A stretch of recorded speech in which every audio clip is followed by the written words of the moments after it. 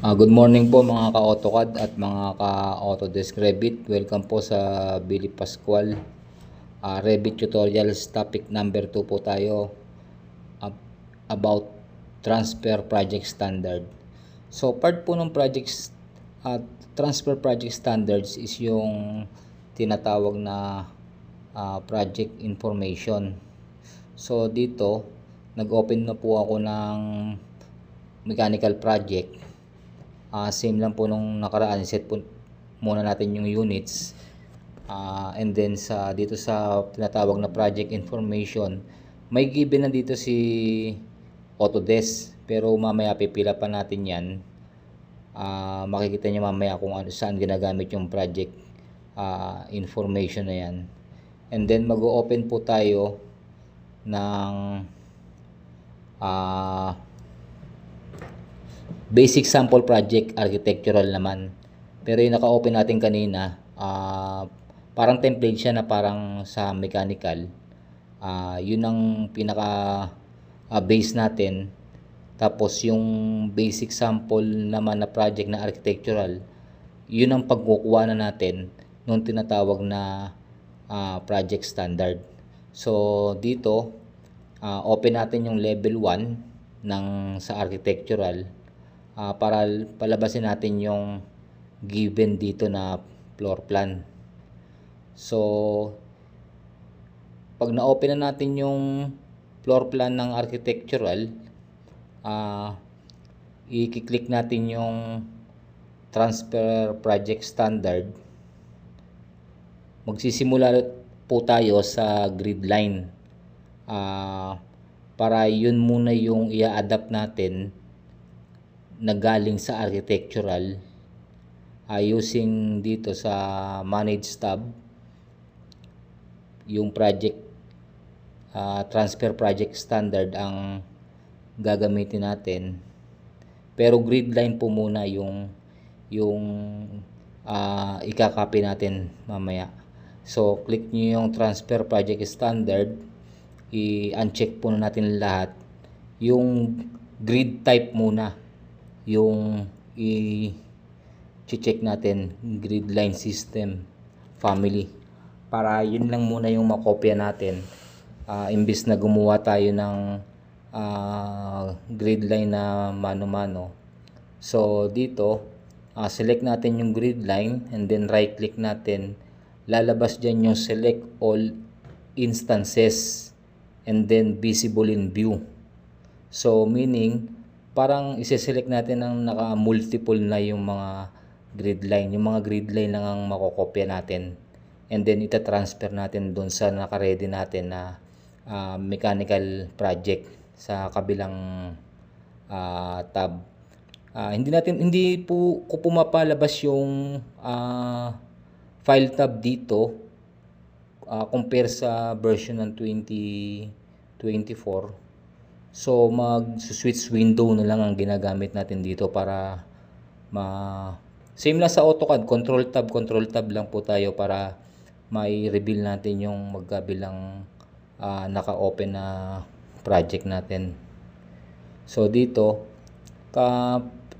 then modify, pag pinis natin is lagay natin sa align to selected views, modify align to selected dun sa level na kokopyahin natin, kasi level 1 naman yung pinanggalingan, then level 1 din natin ipipaste yung mga grid line natin. So eto na, lumabas na po yung grid line natin dito sa mechanical project na galing doon sa basic sample ng architectural project. And then aside from mga grid lines, ikakopy din natin po yung mga given na walls doon sa architectural. Same lang nung process. Dito naman mga walls ang kokopyahin natin para ma-adapt na natin yung mga settings na nandito sa given na basic sample project ng architectural, para hindi na po tayo gumawa ng sample na walls doon sa mechanical project natin. Pero pwede naman po natin imano-mano Sa tingin ko lang po is para tayong magtatagal kasi sa pagtuturo natin ng tutorial kung mano-mano natin gagawin doon. Pero kaya naman po, kumbaga, sa ibang topic na lang siguro yung paggawa natin ah, ng mga architectural walls.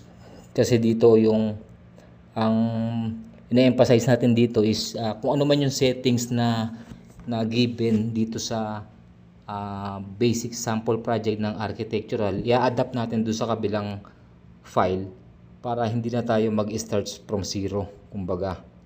Parang ganoon. So dito naka-reflect na yung mga walls dito sa mechanical project natin. At kung mapapansin nyo dito sa system browser, may mga given na dyan na elevation, kasi nga nag-start na tayo dun sa mga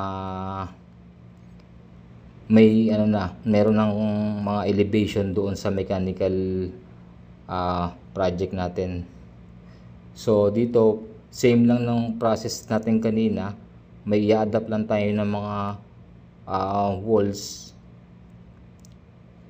kasi given naman dito yan yung tinatawag na system family, na kung saan may naka-ready na si Autodesk, pero pwede naman tayong mag-customize ng family natin sa ibang topic na lang po siguro. Dito select natin yung ibang classification naman ng mga walls para i-adapt natin dun sa kabilang file natin sa mechanical project. So dito yung tinatawag na pag tinapat mo yung cursor dun sa element kumbaga sa AutoCAD, yun yung mga object. Pag tinapat mo yung cursor doon sa object, pwede mong pindutin yung tab para ma-select mo yung ibang element na minsan naka-hide dun sa pag magkapatong na yung dalawang element. Yung kumbaga hover yung tawag dito sa Revit sa cursor na yun . And then same pa rin kung saan natin kinopya na level 1. So level 1 pa din natin ipipaste. Kaya lang sa pagpipaste po natin, lagi natin ilalagay doon sa align to selected levels, para kung saan natin kinopya ang level, doon na rin natin siya ipipaste. Parang ganun yung ibig kong sabihin. And then dito yung mga ibang element, basta pagka magkapatong yung element at tab lang yung pipindutin natin para ma-select natin yung nasa ilalim ng object, parang ganon. So dito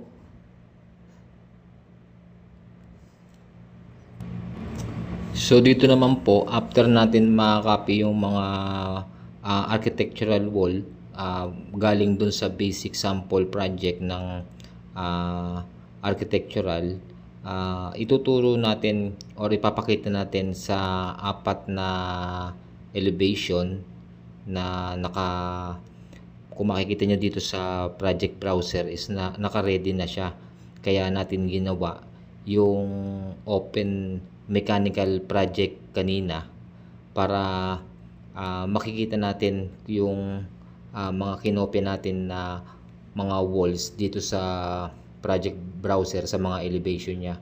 Kasi dito kasi sa Revit, pwede natin i-set yung mga walls sa kanya-kanyang level. Kung baga, pag tinignan natin siya sa elevation, start siya from level 0 hanggang dun sa specific na height ng level 0 to level 1. Pwede natin i-set yung wall kung saan kumbaga parang meron siyang base point, then hanggang dun sa second level. So dito ipapakita natin yung magiging itsura niya sa elevation. Then dito sa parang north, south, west, east, parang ganon. Kasi may naka-ready na siya na elevation dito sa project browser natin. So isasama na rin natin dito sa tutorial natin yung tinatawag na sheeting layout, kung saan parang kumbaga sa AutoCAD, i-set up natin siya dun sa layout. Dito kasi sa Revit, magkasama po yung model tsaka layout sa isang working space. So dito, balik tayo sa kanina sa project information na parang system family to na may naka-ready na si Autodesk. Pero if you fill up natin ito para parang gumagawa nga tayo ng project dito, may nakalagay dyan na mga project name, status ng project, parang ganon.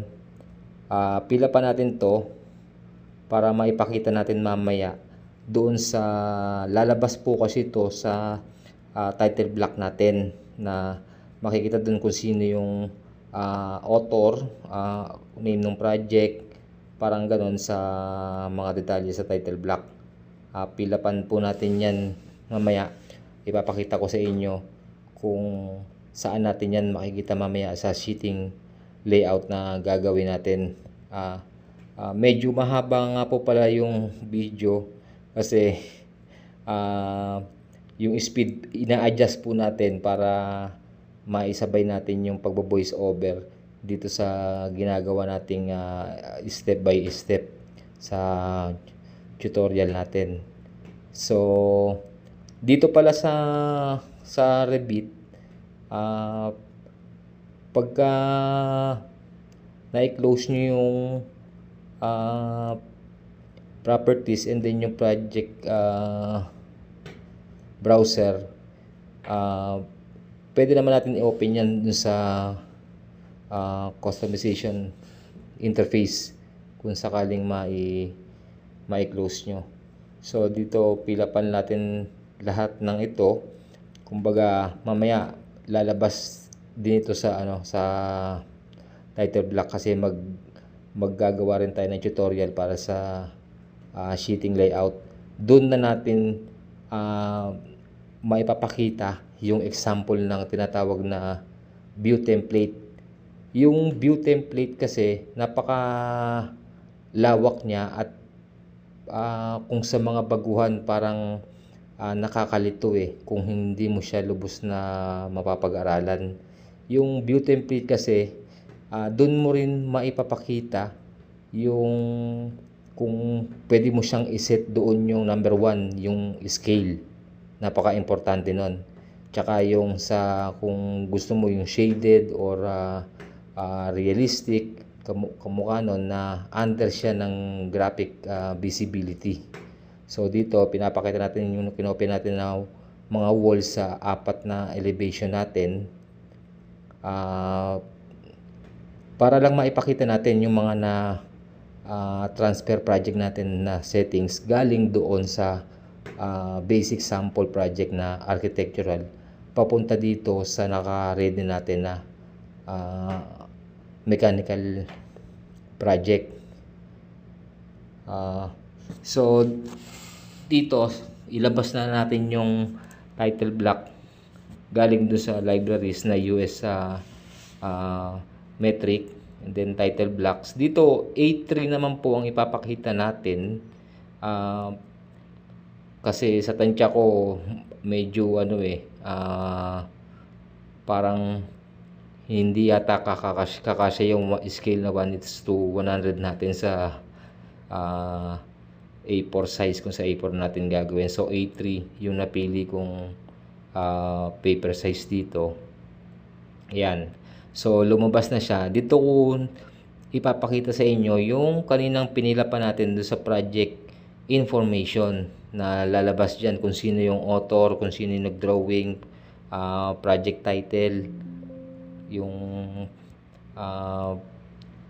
scale, size ng papel. Then may next video po tayo na part 2 na doon naman natin i-arrange yung floor plan natin na i-adjust natin yung view template. Okay po.